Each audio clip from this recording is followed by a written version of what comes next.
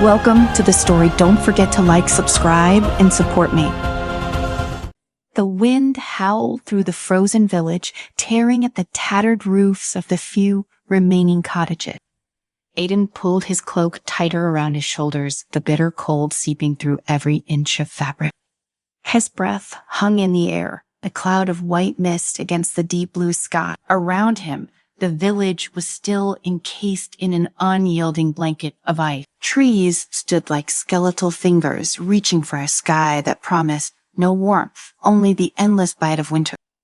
For as long as Aiden could remember, his world had been this frozen.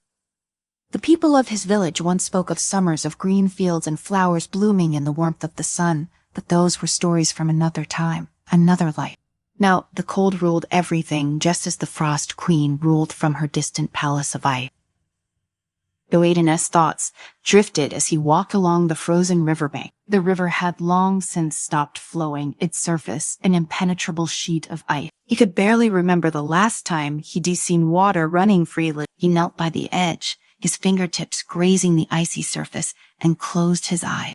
There had to be a way to bring the warmth back, a way to save his people from this endless winter. Suddenly, the ice beneath his fingers cracked. Aiden snapped his hand back, heart pounding. His eyes widened in disbelief as he watched the ice splinter, a thin line of water trickling through the crack. He reached out again cautiously, and this time, as his hand touched the surface, the ice melted beneath his palm. Warmth spread from his fingertips, and the river began to thaw in a slow, creeping ripple. "What in the God's name?" he whispered. Before he could think further, a voice called out behind him. "Aiden." It was old Greta, the village elder, hobbling toward him, her heavy fur cloak trailing in the snow. "What are you doing out here? Boy, you'll freeze to death." Aiden quickly stood, stepping away from the water. "I was just nothing. I was just thinking." Greta squinted at him, her eyes sharp beneath the heavy hood. "Thinking one tea saved this village. We need firewood, not daydream." He nodded, pulling his cloak tighter. "I'll help with the wood." But as he followed her back toward the village, his mind raced. The ice had melted. He had made the ice melt. That night, Aiden lay awake in his small, cramped hut, staring up at the low ceiling. His breath was visible in the cold air, the thin blankets doing little to keep out the chill. But he couldn't stop thinking about what had happened by the river. He hadn't imagined it. He knew that he had felt the warmth, the way the ice had responded to his touch. Could it have been magic? His father had always told him that magic was a thing of legends, long gone from the world. But what else could explain what he had done? As he pondered this, a soft knock came at his door. Aiden sat up quickly, startled. It was late. No one ever visited at this hour. He hesitated for a moment, then rose and crossed the small room, pulling open the door. Standing there, framed by the faint light of the moon, was a woman wrapped in a fur cloak, her face partially hidden by the hood. He frowned. "Who are you?" The woman lowered her hood, revealing a face, both young and weathered by the harsh conditions of the frozen world. Her green eyes glinted in the moonlight. "My name is Lena," she said. "I am with the Resistance." "Resistance," Aiden repeated, confused. "What are you talking about?" Lena stepped closer, her voice lowering to a whisper. "We know what you did by the river today. You melted the ice, didn't you?" Aiden's heart skipped a beat. How did you know?" "We've been watching you," she replied, "for weeks now. You read different. Aiden, you have the power to melt the ice, something no one else in this land can do, and we need your help." "My help?" He shook his head. "I am no one, just a farmer's son. I don't know how I did it." "That doesn't matter," Lena said sharply. "What matters is that you can." The Frost Queen has ruled for too long. She's turned this land into a frozen wasteland, and she won't stop until every last one of us is either dead or frozen solid. But you have the power to stop her. Aiden took a step back, shaking his head again. "Number I can tie on to even know how I did it, and even if I could, what can I do against someone like the Frost Queen?" She said, "Too powerful." Lena's expression softened, but her voice remained firm. "You were more powerful than you realize, Aiden. And you want to be alone there. And the group of us rebellious resistance fighters. We've been hiding, waiting for a way to strike back. And with your power, we might finally have a chance." Aiden hesitated, torn between fear and the faint flicker of hope that her words ignited. He had always felt powerless, just like everyone else in the village, trapped under the unrelenting grip of winter. But now there was a possibility, however slim, that he could make a difference. "I need time to think," he said finally. Lena nodded. We'll be waiting at the old ruins on the western edge of the village. But don't take too long. The Frost Queen spies are everywhere. And if they find out about you before we're ready. She left the rest of the sentence hanging, but Aiden didn't need her to finish. He knew what would happen if the Frost Queen discovered his power. He closed the door, leaning against it as his heart raced.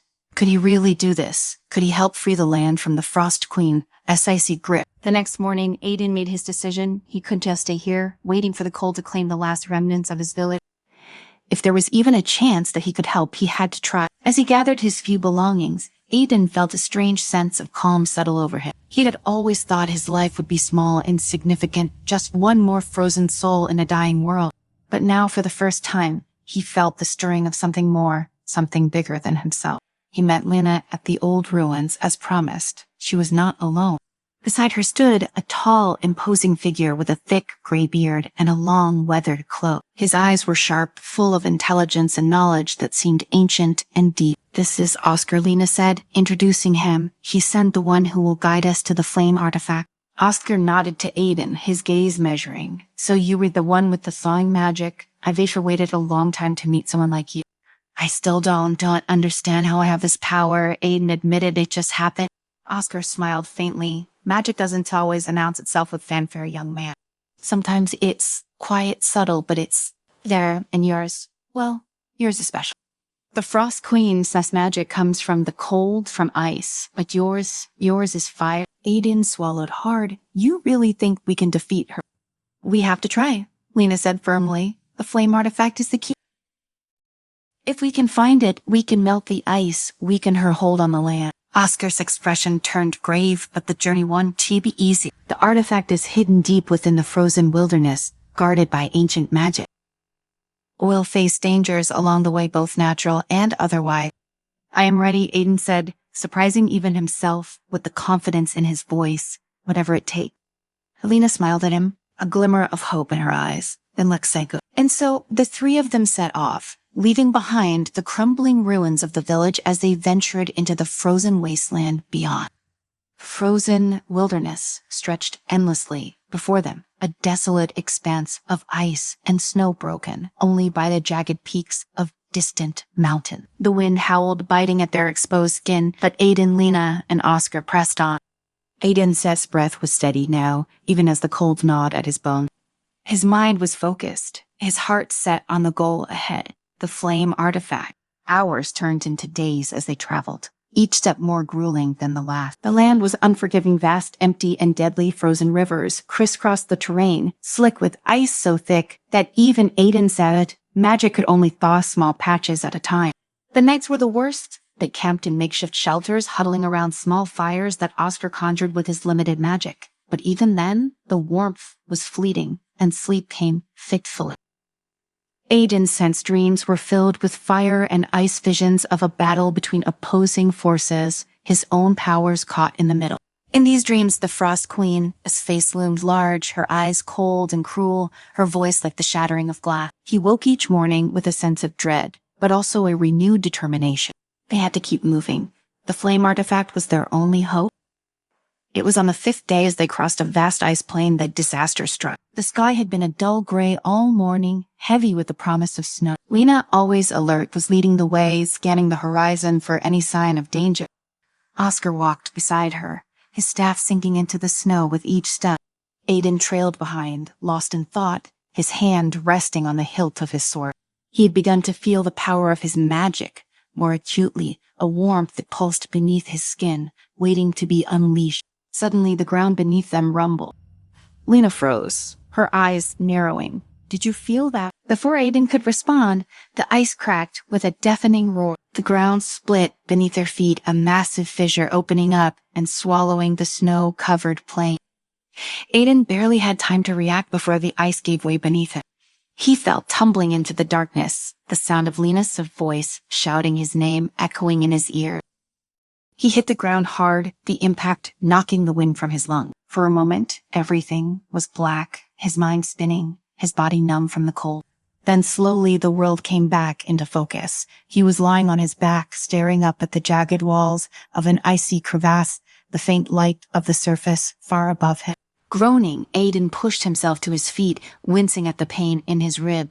He looked around. The crevasse was narrow but deep, the walls slick with ice. He could hear the wind howling above, but it sounded distant, muffled by the walls of the fissure. Aiden Linensa's voice called down from above, "Are you all right?"